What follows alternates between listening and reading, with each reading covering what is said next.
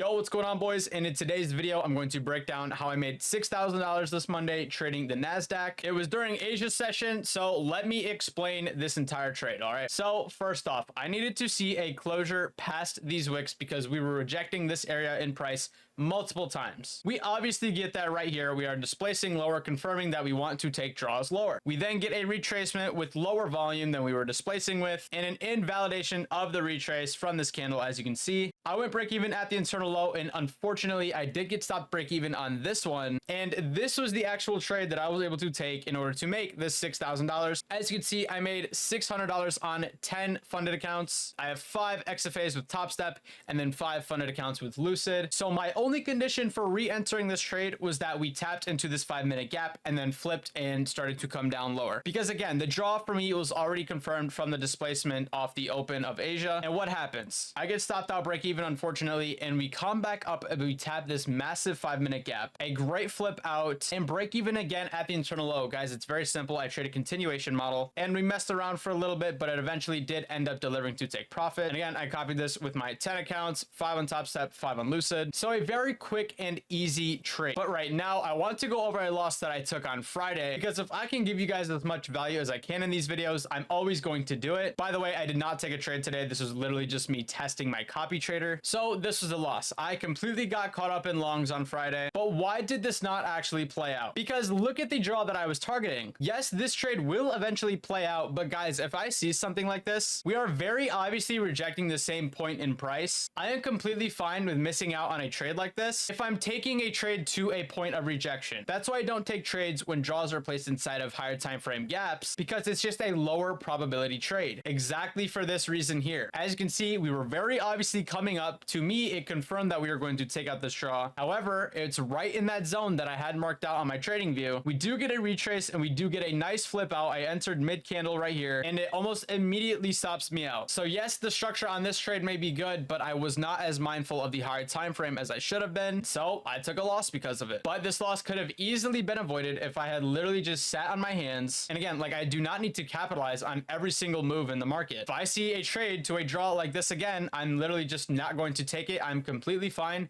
if it goes without me, because I know that in the past I took a trade like this and it did not go well for me. Guys, this is why it is so crucial that you, number one, journal your trades. But I also think it's a good idea to actually record your trades, because then you can see what you were thinking in real time. And obviously, like, I send my thoughts in my Discord every single day, but recording your trades is also a good way to kind of get inside the mind of yourself when taking trades. And then same with this trade right here. It's kind of the exact same idea. Number one, this 1-minute structure is very ugly. I should have just stayed away from this. However, I kind of wanted us to manipulate lower and then distribute higher. We got the strongest candle closure of the entire AM session right here. So I entered and I get stopped literally in one candle. But look at right here. In this white box, this was Wednesday. And so again, I need to be mindful of the higher time frame. Realistically, like, speaking in hindsight, I should not have taken a trade until we have closed past this box. Why? Because we are ranging and we are chopping within it. And I was not mindful of that, and so I took a loss because of it. I'm trying to be transparent with you guys and show some of my losses, because again, I got off to a really hot start this year, and I still am